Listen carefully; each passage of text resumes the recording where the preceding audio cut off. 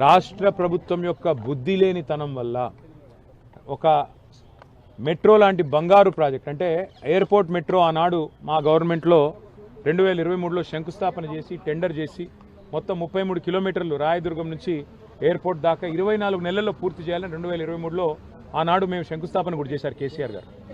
రాష్ట్ర ప్రభుత్వం యొక్క బుద్ధి లేనితనం వల్ల రేవంత్ రెడ్డి యొక్క మరి తలాతోకాలేని ఆలోచనల వల్ల ఈ పాటికి పూర్తయ్యేది ఆ మెట్రో నిజానికైతే, కానీ దాన్ని రద్దు చేశారు. రద్దు చేయడమే కాకుండా మరి వాళ్ళ కొత్తగా మెట్రో అంటూ కుని రాగాలు కూస్తూ ఉన్నారు. వాస్తవం ఏంటంటే దొందే కాంగ్రెస్ బీజేపీ. ఆ రోజు లగడికాపుల్ నుంచి BHEL వరకు మెట్రోకు అనుమతి ఇవ్వండి అని మేము కోరితే బీజేపీ వాళ్ళు దీనికి ప్యాసింజర్ లోడ్ లేదు, ట్రాఫిక్ లేదు, ఇక్కడ జనాలు ఎక్కరు అని వాళ్ళు అనుమతులు ఇవ్వలేదు.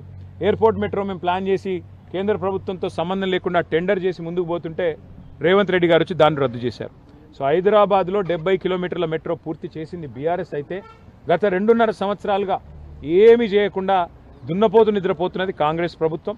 ఇవాళ హైదరాబాద్ కార్పొరేషన్ ఎన్నికలను దృష్టిలో పెట్టుకుని హడావుడిగా ఈయన ఇద్దరు కలిసి దోబూచులాడుతున్నారు తప్ప వాస్తవం ఏంటి అంటే అక్కెరలేని 14,000 కోట్ల ప్రైవేట్ రుణాన్ని, ఒక ప్రైవేట్ సంస్థ రుణాన్ని రాష్ట్ర ప్రజల మీద L&T రుణాన్ని రాష్ట్ర ప్రజల మీద బలవంతంగా రుద్దిండు రేవంత్ రెడ్డి.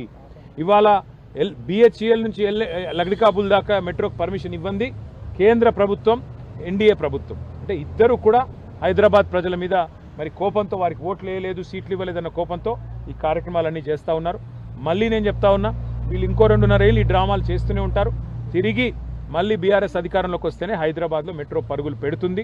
తప్పకుండా భవిష్యత్తులో 400 కిలోమీటర్లకు మెట్రోని పొడిగించే బాధ్యత మేము తీసుకుంటామని చెప్పి హైదరాబాద్ ప్రజలకు నేను మాటిస్తాను. Thank you. రేవంత్ రెడ్డి అనే రియల్ ఎస్టేట్ బ్రోకర్కి తెలిసిందే భూదందా. 280 ఎకరాల విలువైన నగర భూముల మీద కన్నేసి ఆయన అన్నదమ్ములకి, ఆయన అస్మదీయులకు కట్టబెట్టడానికే ఇవాళ రాష్ట్ర ప్రజల నెత్తి మీద 14,000 కోట్ల రుణాన్ని బలవంతంగా L&T రుణాన్ని రాష్ట్ర ప్రజల నెత్తి మీద రుద్ది L&T దగ్గర ఉన్న లీజ్ ల్యాండ్స్, అవేమి గవర్నమెంట్ దారాదత్తం చేసిన ల్యాండ్ కాదు, మరి పరిమిత కాలానికి వారికి లీజుకి ఇచ్చిన ల్యాండ్ని వెనక్కి తీసుకుని వాటిని ఆక్షన్ పెట్టి ఆక్షన్లో తన అన్నదమ్ములకు కట్టబెట్టాలి లేదా బినామీలకు కట్టబెట్టాలని రేవంత్ రెడ్డి గారు చూస్తున్నారు. ఇవన్నీ కూడా రాబోయే రోజుల్లో బయటకు వస్తాయి, మీరు చూస్తారు. Thank you.